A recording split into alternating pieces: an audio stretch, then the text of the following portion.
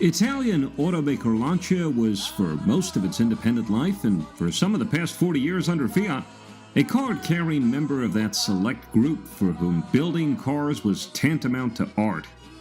There is one thing for which the world envies us. That is our style, that unmistakable Italian touch, boasted the Turinese in a brochure for the Gamma Coupé. Indeed, in some cases, Lancia's designs have bordered on pornography. Those best Lancias have been faintly mad, evincing the uneven dollops of brilliance that played a role in their conception. The 1976 Lancia Gamma, particularly in coupe form, certainly fit that description. Unveiled in the Tuscany town of San Sepolcro, it was, as Lancia put it, pure, refined, unmistakable.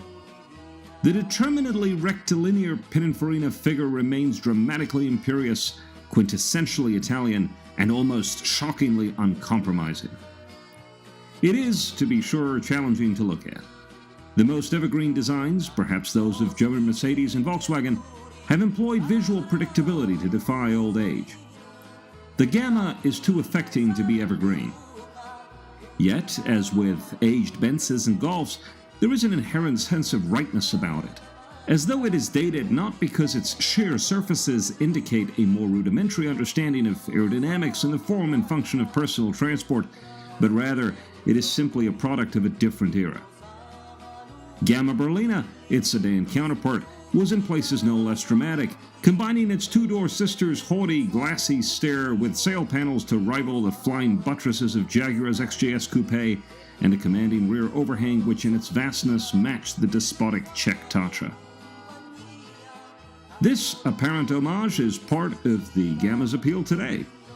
Its crisp continental lines vividly conjure up images of espionage, casinos, and crime syndicates. Despite Fiat having bought Lancia in 1969, the Gamma also had its own Lancia engine.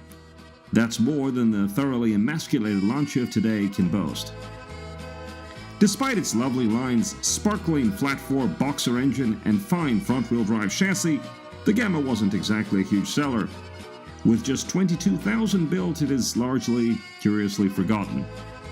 Mind you, the power-assisted steering was driven by the cam belt.